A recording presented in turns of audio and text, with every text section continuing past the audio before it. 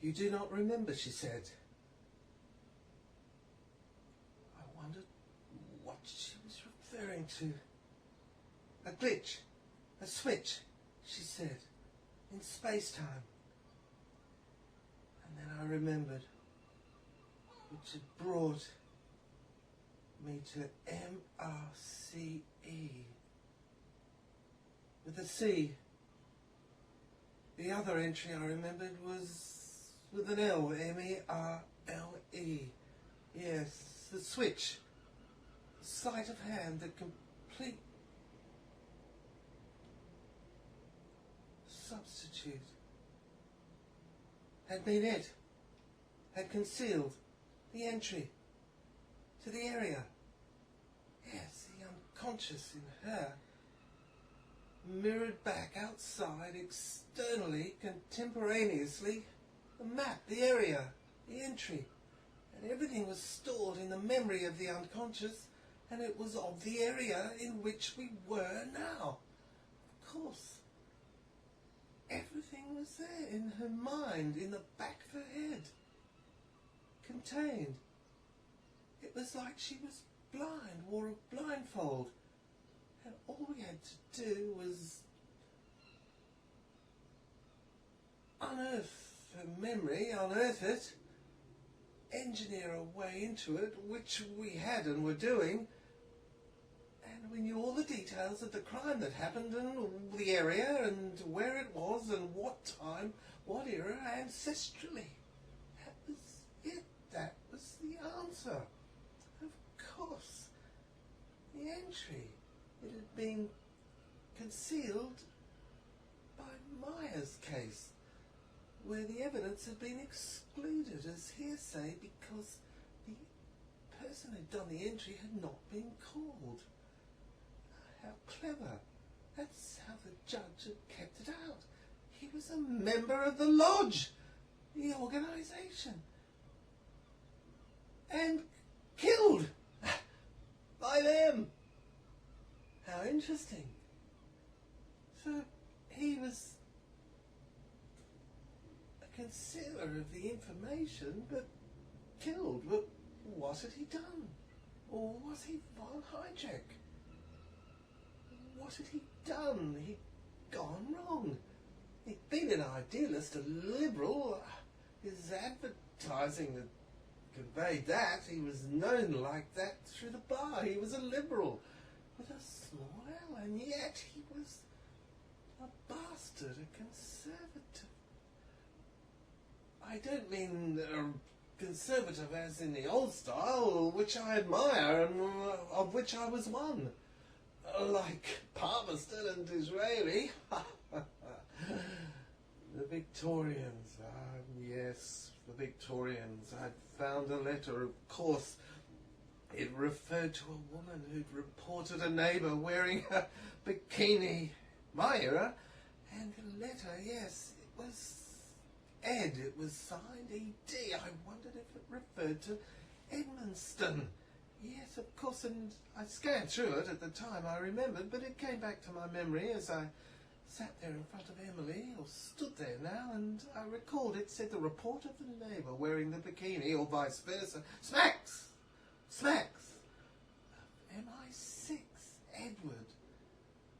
S exposing. But was the S and E? It was written in a scrawl of handwriting.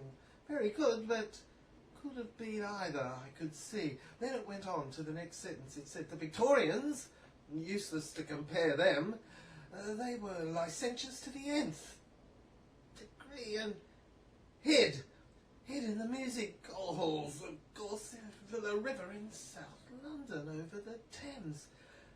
Yes, for Victoria, the Queen, she had monuments to Eros in Osborne House with Alfred. As for Mars, who says the Martians don't wear bikinis? And I laughed. Women at least, or maybe both. My God, it's referred to hermaphrodites. I was shocked. Yours sincerely. I realise it now. It was signed. Of course. Just with a mark. a V upside down, turned. Right. A mugshot was there, of a obscure black and white person grinning. That was the one I'd seen in the beginning, of course. Yes. She it was. Of course.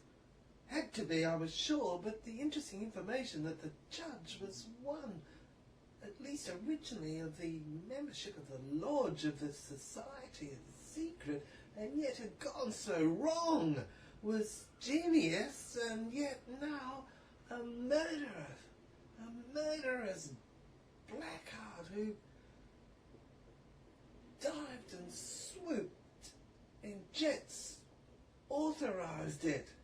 Children. I laughed a little at my joke. About the letter, I mean. Children was the first crime against humanity. Horrible. Awful, but the letter, I sent it to myself. I'm going to own up here. I'd sent it to myself, put it in the letterbox, stamp outside, and it had gone through, and then I received it and I answered it. I wrote it to myself. I used to write letters to myself forward and backward and forward. Yes, of course, I sent one as the postman to the Brigadier, Sir Keith Sampson and William Williamson. I did one under the name of Henderson. Henderson-Williamson. I think I put in the hyphen or left it out, but there it is. That's what I did. Yes. But back to the point. Yes, I heard her say, I cannot refine it. She was going on again. She lapsed and she went on, unless Arthur and I can finance the development, the shares will be taken from the company, from Anastasia. She'll be dispossessed and go bankrupt, or at least emerge into the world the bankrupt. The future generations are being prepared by us. I see. I recoiled. I cast back through the years, my mind experiencing, seeing the events, 40s, 50s, World War, Korea. Could this be the way it would be forever, entering into error, grandstanding, pretense, excuse, no matter who, which side was the worst? I couldn't care less. It was the means that was despicable and committed in our name, as if we voted them in to say it for us, and we hadn't. Our representatives hadn't been given a mandate to go off on a enterprise where they attacked, did war. Forgive me if I'm naive, but I had thought that we'd voted them in to do domestic considerations and reform. The NHS, the hospitals. But it went on. Nothing was ever resolved. Nothing. There'd been a time in the past, in the 60s, when things actually got done, were finished, issues were resolved, and the world went on. Not anymore. Now the attitude was keep the ball rolling, never solve anything, so you can play a role and earn money from it. Yes, nothing was ever solved. That was the idea. Cowardice. And that was how it was. And that's how it would remain, it looked like, for future generations to inherit. A little joke, I laughed to myself. I had to resort to humour. It was the only way I could handle the future of Anastasia. As she said, they have title to the other departments in the building. Ah, yes, I knew that. That was in the 1960s, wasn't it? I thought to myself. She had a good memory, this woman. She remembered back to other eras before she was born physically in this space. It was all contained in her brain. Yes, the 90% that wasn't used by the rest of the population. That's why they were genii. These people, these 10. She was one of them. She was a number 1 to 10. One of them, and I wondered whether she'd been imprisoned back when I'd been then, in that era, in the prison, the cell. This, yeah, was a recapitulation of events I was experiencing. I could remember the lies, and I swept through the years in my mind, and wept through the years, and as they played in my mind and reappeared. Yes, I remember. Ramirez. He was a judge. Of course, that was his name. He would have been, what, 70, 78 by now? He was dead, murdered in that segment I remembered by Veronica. She'd done it, and as I looked explicitly, I realised that each one had had a hand in it. Each one had been Antoinette and taken revenge and had a hand in the deed itself. If one looked clearly at it, it was a ring, yes, of evil and live. I see, Zephyr had come into being. That was the year, the Y chromosome. Yes, it had fallen from the symbol, and in my mind had been a placard, like a placard on a Zephyr board across the Dalai, the building in the square. Of course, it had a ring to it now. It was codenamed, hid behind a word Martin, a French M-A-R-T-I-N. Martin Square it was, I remember. And the other codename word was Cindy. Yes, of course. C-I-N-D-Y, of course. S-I-N-D-Y. Cindy, yes. Ah, the places were coming back now. The map was expanding. I began to draw part of it up on a wall so that she could see and we could, because that way, once she saw it, she would match her consciousness with her unconscious and be healed. It would no longer be roaming inside her like a spear point, jabbing at her inside and daggering her livers and innards, and that was the idea. I, realised that's what had happened. The letter burned into the building's chest, as it were. Of course, it was like a man crumpled and kneeling in the square with this sign stamped across his chest. A breastplate, I like to believe. It was returning through time. Of course, I could see the chambers in there and the apartments. Of course, I thought, not a real estate salesman, not a real estate agent. I'm a barrister. Yes, I'm not a seller of allotments and carving up little things to do my career. I want to be an advocate and be respected.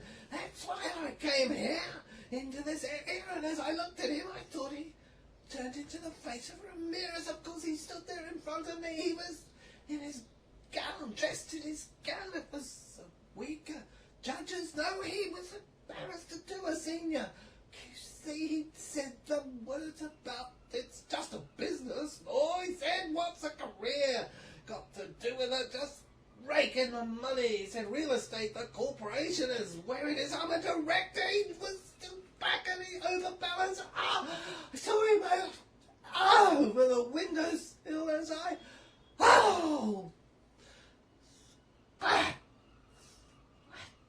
dun, dun, dun, dun. I looked out. I saw him. He was just flat like a gnat in the square on Martin Place, Sydney, and I saw the image of the square transfer my eyes into the Place de la Concorde. The blade crashed down. and I jumped out of the way as I suddenly saw her snatch her eyes open and away. And she flashed her figure, naked figure. No, the skirt was raised up. She'd been having a baby, and she flashed her figure away on the bed. And there I saw her.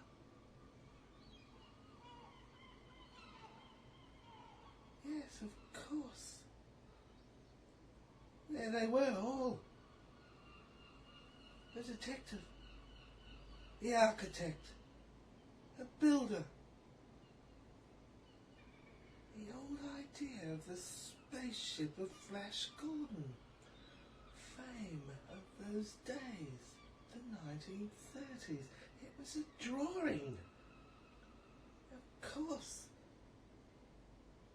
I returned. I looked into the mirror. There stood dark medallion like effigy of the coffin of the Egyptian. Yes, in the mirror it was a door, flapped and closed and flapped like a door in the window, was open and closed like a window shutting. A shutter. Suddenly it went up and down and up and down. A lever at the horizontal area at the bottom. Glass rose up and down, and there was the pharaoh. Yes, the mummy standing in it. The head was the mugshot. Had written the letter. At least he had a sense of humour, even though he'd been dead for 3,000 years. She felt she must go on. She felt she must go through it. She had to exercise it. We held her hands, her arms when we operated. Again, we had to get to the unconscious. The operation took this line. We had to, as if it were, shovel the instrument behind the brain or the unconscious, the invisible psychic surgery area behind her brain, and scoop it out. It was as if we were scooping out the back of her brain out of the back of her head, the cortex, and as it was rubbery like a jelly, we would let it ooze its way out, an area that we'd cut into the top of the side of her head with the drill. You heard it. That's what it really was. That's what we were covering up. The drill area of the map, it went round the side above the ear on the right side of her brain and down to the top of the neck and then up the back, up to the crown, the top of the crown, down to the front of the forehead, round where in ancient maps the third eye was, took it in and then around the right eye itself and across the top to meet at the top of the ear. That's what we cut out of the crown, and that's where we would take out the brain, the jelly, the area that contained, that was ailing her. Yes, this inheritance of all these ancestral years was contained in there. If we took out the brain itself and washed it and cleaned it up and maybe put it back, it would be clear. Right. Hands we held. Yes, she was laid out like a crucifix, her hands, her shoulders, her stretched out, her bare pits of arms, naked, breasts. She was lovely, to be sure. Even with half of her head cut out at the crown, she looked like a gorgeous doll. I adored her. Her eyes, they were open wide. The pupils, they fluttered a little, and she smiled. Half her head, Emily, I said, you lovely girl. So I moved her legs apart, thighs. I knew we would have to go up and operate and meet in the middle at the top of her brain. Rolled her over. She was in a trance. Yes, DJ helped me. Yeah, she talked like an automaton. We all did, so did he. And I moved forward. I used the instrument, the pirate machine, the miniature. I went up, through, yes, the opening, up, up. There was a clear way right through, and there was DJ drilling again at the top. He'd suddenly known that we needed more area. Here, I went up further, higher. Ah, she was asleep now. Higher, that's it, right way through, past the bar. Ah, oh God, she'd awoken. Yes, there was suddenly a yelp. Yes, it was an erotic yelp, as if it was absolutely erotic and ecstasy in which she was. She was driven to it, but I went further.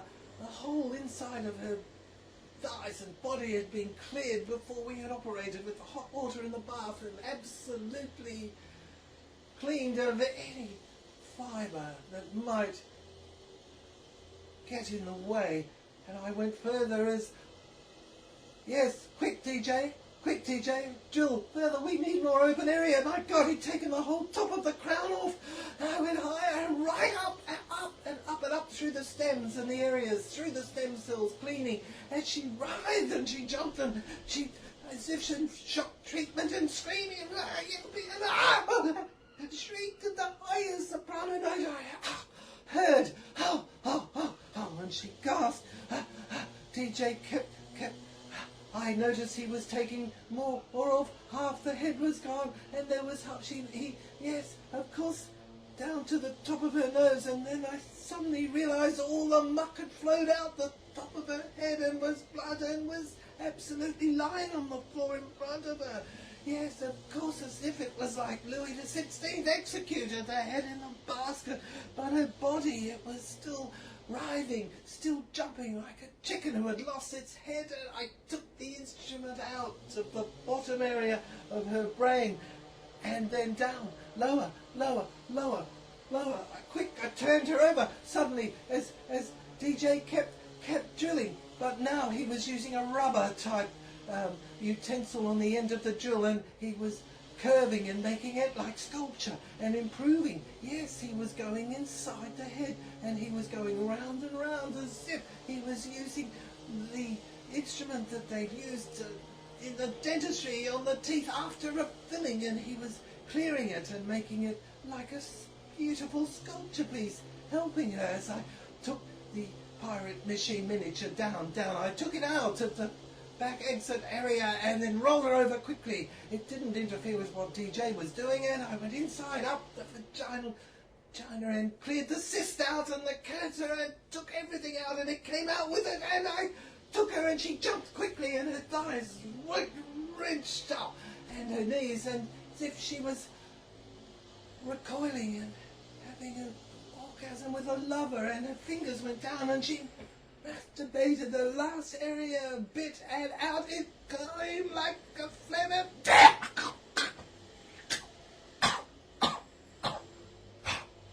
The remnants are all over the bed, and DJ, I said, you can come round this area now at the front and clear up and sculpture and sculpt. And he did, and he sculpted the spirit inside her. I could see, of course, the screen. He was healing her, clearing her, dyeing her, D-Y-E, and she was clearing and better, and he carved out a beautiful area for the crown of her head, her soul, and he entered her soul inside the top of her head. He let it flow down inside, and it became a woman inside, a beautiful woman. Everything was healed, the vagina area, and the head, and the lips, and the nose, and the front, and the eye, the third eye, glowed and gleamed. I could see it with my X-ray vision. I could see hers. X-Y, X-Y, X-X. Her X-ray vision, X-X, etc., had come into fruition. Her genius! It was restored, returned, and DJ put the drill down, the utensil, and we stopped, and we knew that she'd survived. Superintendent, come forth! I heard a voice. I heard the drilling. continued. Outside. Silence. Was I psychotic? Had I hallucinated it all? Superintendent! I heard the voice again. I heard it. Yes, I saw them. Now they were all in a concentration camp. Of course. My God, it looked like it was World War II or Korea. The crypt I heard, the crypt, it's open. There's a male voice I heard. I could see it. Yes, in the air, the aeons, they seemed to weave and work like a writhing snake or a piece of material that flowed and fluttered in the air, and they formed together and they set in front of me. It was here again. Of course. Control yourself, man! It's an officer. He was slapping the other. Quick, whack, across the face. Slap, slap, slap, slap. It was a salesman. An agent. An agent in the camp. He was a traitor. He was a judge. Then as I looked closer, I saw, yes, and heard the words. Of course.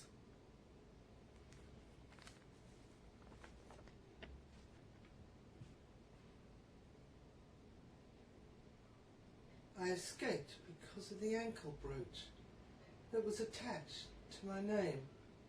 Yes, my name, like Myers' case, was burnt into it and printed in it. It was the words, Mercy Lavine. The sea, it was there, it was etched in, burnt in, printed in. Yes, attached to the ankle brooch. Of course, there was a chain. Sister Magdalene, it said. I looked closer. I saw it had changed from era to era as my eyes turned like a switch that was changing, a frame to frame. And I heard the volume again. The words, the voice, disembodied, came in and said I was taken for a mistake, an error, and my head was shaved. Yes, as alien, another race, and then an M was stamped and planted onto the front of my forehead over the area. The legend in the Zen and Tibet says it's called the third eye, and it was closed. Blind. A blind came down like a glass, just went thump straight down, and like a coffin closed it up, and the door flapped back and forward and open, and it was as if I was a blind black bat miniature inside, trying to get out and whack across the walls and hit them and get out and panic, and as if I was locked in a wardrobe in the darkness amongst coats and hangers, and I hanged. That was it. Of course, I was let out occasionally. Door opened and I came out, and I was allowed to play the game. Games, yes, sometimes with the pink gun, the revolver. We tried to blow the back of our brains out. We'd strip down and play strip check naked and hold the revolver to the back of our head at the cortex, just the barrel under the lower area, and try to click, click, click, blow it out the area that was tormenting, sending me mad, the area for which I'd been arrested and controlled and brought into the camp, made mad. They wanted that brain, that area, that third eye area, that a stem, a tube, a pipe came back from the front behind my forehead and the wall of my head, forehead area, and it connected with it and up outside to the angels, she said. Yes, the angels, and looked mad, but sane. I believed she was of right head. Yes, she said she was in reverse. The world saw logic in the left side, but with her it was intuition in the left side, and the right area was logic. But the third area at the back held the pictures of the earlier areas, and they blinded them with war and terror and murder of children and swooping and hell and massive depression and drove them to self-suicide. They were sensitive, that hardened, as I had said, told you, in the beginning area, I was hard. My face was murdered and looked of no soul, half and half at least. The measurements half. I'd hung on to half of my sensitivity, but the other half was murdered and massacred, and as if knives had been smashed into it and cut a mangled monument. A half that was blood and curled lips and hated, full of hate and murder. I could kill them, and I killed the judge as well as Sister Veronica, or I was the priest. Half and half, of course. She changed into a woman again, long black hair. I swear in her hand she held a dagger. Of course, in her breasts, her cleavage. I recognised her. Of course, there was the necklace around her neck, and she looked. Her eyes, anger, flickered like fire. She was a maniac killer like Jersey, of course. She cut his throat. When he died, she said, the judge, he laid out on the floor. Richard Marble, he had been the senior barrister, the QC, the Crown prosecutor, the defence. He'd alternated. Once he'd been decent, but then he'd become a crime criminal. And she'd straddled him. Of course, it was the priest knickers that had been seen, and they were the court case evidence. They were black. It was the frock he'd worn, and he'd ripped it up and over across his head and over and thrown it away and grabbed the dagger as he straddled the judge and held his hair back in his Adam's Adam cut. And it was like me. I'd seen boomeranged. As if a murder has to be paid for, no matter who commits it and no matter who is wrong or right, no matter whether the end justifies the means. It's murder and has to be paid for. And Sister Veronica, she was, yes, her knickers black were hers. She was blamed. The DNA, the entry, Myers' case. Of course, the judge had excluded it, and yet it showed the C. It was she. Yes, she was it. That was what the entry concealed. L. It was, of course, Merle. Yes, she killed him, and the judge, it boomeranged on him when he excluded the evidence in an attempt to do something decent because he had to pay. It was a circle, a vicious circle of karma. And the lesson was that the end never justified the means. There had to be diplomacy and stop lying. For the lying had been there. There'd been no reason. It seemed as if the person is paid out at a time when he is innocent. And that's why he protests so much, but that's because he's paid by karma in a fashion and a manner that makes him pay for a crime of which he is innocent. That's the irony. But he's done something else of which he got away, like the Prime Minister. Yes, the Prime Minister of Seoul. Because that's what I saw. The characters all in the mirror of mine.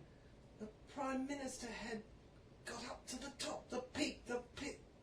The pitch of music and the awful refrain had come out from that ghastly washboard he was playing in the camp.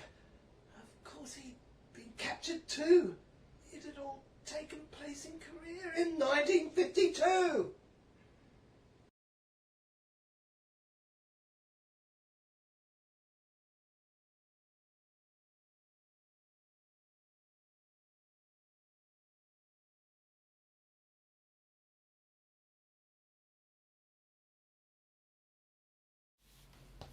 Dad left the gold to you.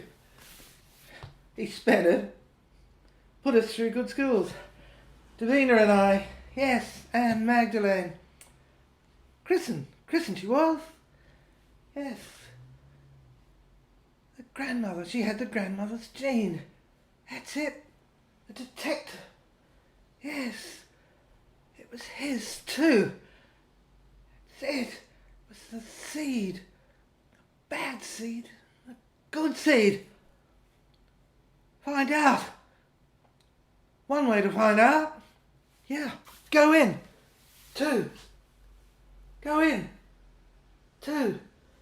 See the multiple layers of the skull, the head, and in the chapel. Cemetery. Come on, let's go in.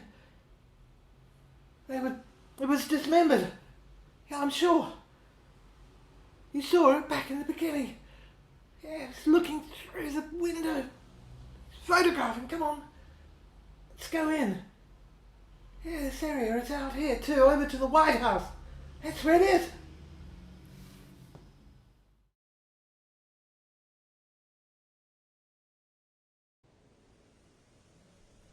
DJ paused. He had tears in his eyes. Tears of joy. He said the fiend who did this must die. Died. He was holding the letter. A letter. I saw it was in his right hand. He'd been reading it, had he? Had he been reading it all along, and I'd heard his voice? I did not know, and seen his vision, his image. He said, "We have laws," said the superintendent. He changed into him. I looked at DJ, I looked at him. Poetry, poetic was the key to his face. His soul was changing, his vision. His hands faltered a little, and then he read. As if in another voice, as if V.H. von Heydrich could see a way to access a means by which I could take over authority and usurp the secret of the brooch, the strange case of the brooch of Magdalene, the mountain, the saint. See it on the map, the mount, the Calvary. The mother's jewellery was worth millions, multi-millions. And it was a brooch that lay in its centre. All I had to do was discover the safe in the centre and its combination, in which was the witch. I believed it was she who was held like the damsel in distress in a prison cell. She had the secret. The vamp I had to interview and get it. In chains she was held up against the wall. She was beautiful, and I would seduce her and get it out of her. Yes.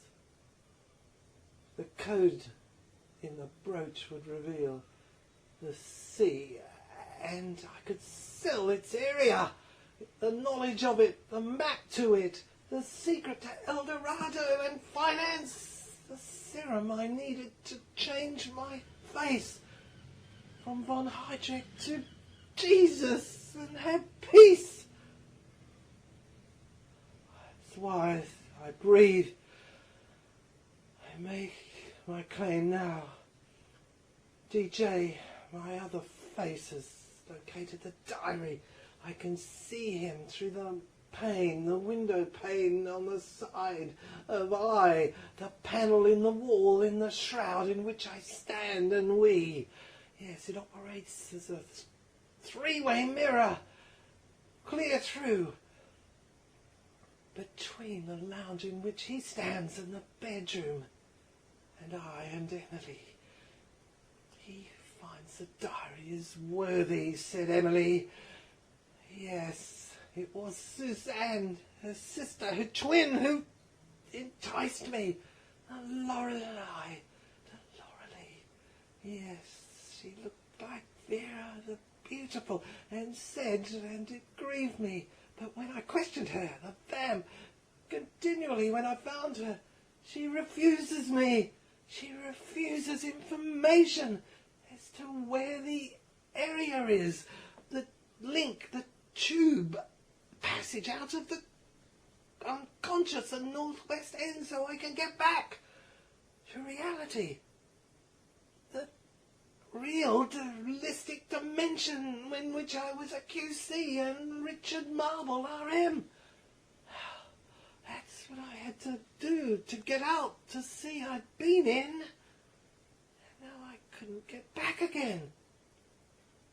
Had to find the trail. The trail blazed was black. And Emily's M wouldn't tell me. I'd located her in the island area, in the swells of the unconscious beyond the river, the stinks, the sticks. I'd got beyond, I'd rode across, I'd found the unconscious where the gods and goddesses were, the genii, the genius, and she was there. In the black swirls she stood. I thought she was so beautiful. I made my way up the passage, the corridor. There were the gardens on either side, the terraces and the flowers. They'd started to die. It was autumn coming into winter, and I saw her up there in the castle. There she was in the window, and I peered in. I saw her like Richard Marble staring in on the strand, seeing her changing dresses and her slip. And there she was, the assistants, the shop assistants even, the women, they whispered round her, and she swirled, and she looked around, and she caught me, her eyes, dead, snake eyes fixed on me, and I was frozen, paralysed.